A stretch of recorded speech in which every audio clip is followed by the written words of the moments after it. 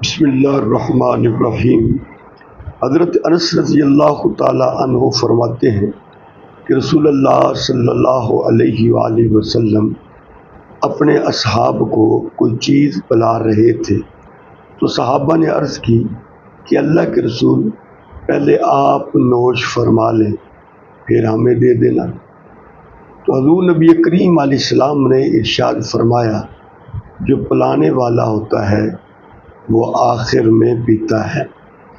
یہ مجلس کے آداب ہیں جو نبی کریم علیہ السلام نے بیان فرمائے۔ جب کوئی شخص کسی کو کچھ کھلا رہا ہو یا پلا رہا ہو تو یہ نہیں ہے کہ وہ پہلے خود کھا لے خود پی لے، بلکہ ادب یہ ہے کہ پہلے وہ اہل مجلس کو کھلائے، ان کو پلائے، پھر اگر کچھ بچ جائے تو وہ پی لے اور کھا لے۔ اگر کچھ نہیں بچتا تو صبر کرے گا، اس پر اللہ پاک اس کو اجر عطا فرمائیں گے۔